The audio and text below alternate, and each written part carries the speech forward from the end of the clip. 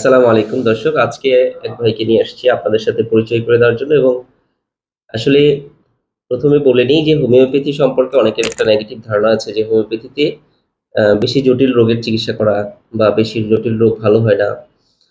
তো আমরা আজকে আ একটা বাচ্চার কেস নিয়ে আসছি। উনার ছেলে আমাদের কাছে আসছিল। উনার বাচ্চার কি সমস্যা ছিল এবং এখন কি অবস্থায় আছে সে বিষয়ে আমরা উনার মুখ থেকে জানবো। তো জাস্ট হোমিওপ্যাথি প্রচারের জন্য এটা করা যে হোমিওপ্যাথি ট্রিটমেন্টে যেকোনো ধরনের রোগই আসলে ভালো হওয়া সম্ভব এবং খুব কম খরচে খুব দ্রুততম সময়ে। উনি মাত্র ২ ডোজ ওষুধ খেয়েছেন। তো এখন উনার বাচ্চার জন্য নিয়েছেন।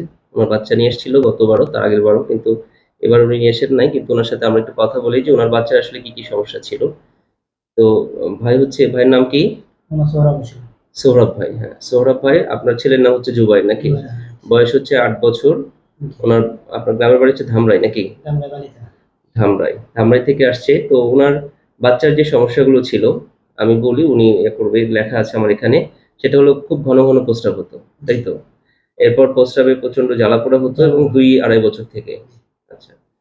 তারপরে প্রস্রাব করার সময় বেশি জ্বালাপোড়া করতো আর হচ্ছে খাবার পরে এবং গোসলের পরে বেশি জ্বালাপোড়া।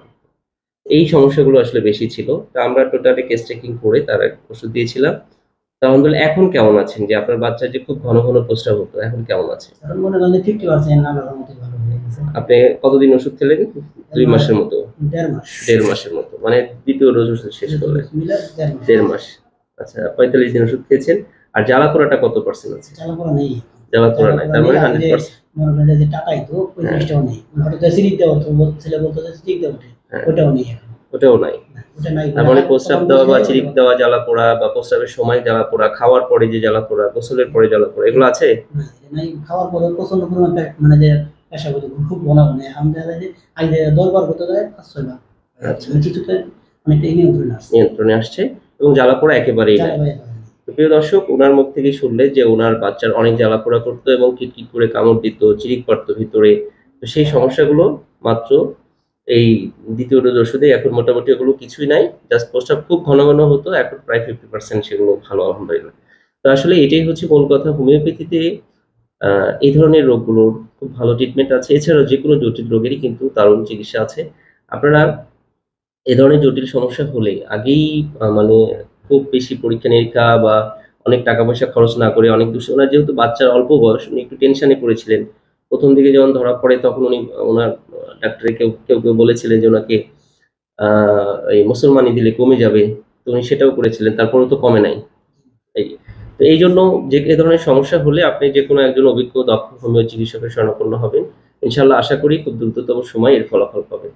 তো এছাড়া যেকোনো ধরনের জটিল রোগের ক্ষেত্রেই কিন্তু কম খরচে হোমিওপ্যাথিতে ভালো চিকিৎসা আছে। তো প্রিয় দর্শক, এই মেসেজটা দেওয়ার জন্য আরেকটা হচ্ছে যে যারা আপনাদের মধ্যে যেকোনো ভাই-বোন যদি বেশি জটিল রোগে ভোগেন, যারা অর্থের অভাবে চিকিৎসা করতে পারছেন না, আমার অ্যানাউন্সমেন্ট হলো আপনি যেখানেই থাকেন আমাদের সাথে যোগাযোগ করবেন। আমরা চেষ্টা করব টাকা ছাড়াও আপনাদের চিকিৎসা করার জন্য। হয়তো দেখা গেছে অনেক ট্রিটমেন্ট করেছেন, দেশে-বিদেশে করেছেন, এখন আর সেই সচ্ছলতা নেই। তো হোমিওপ্যাথি আ আমাদের জায়গা থেকে যতটুকু সম্ভব আমরা ছাড় দিয়ে অথবা একেবারে সম্পূর্ণ বিনা পয়সায় চিকিৎসা করার চেষ্টা করব ইনশাআল্লাহ। তো আমাদের জন্য দোয়া করবেন এবং আপনার যেকোনো বিষয়ে হোমিওপ্যাথিক বিষয় বা মেডিসিনের বিষয়ে জানার আগ্রহ থাকলে আমাদেরকে কমেন্ট করে জানাবেন। ধন্যবাদ সবাইকে।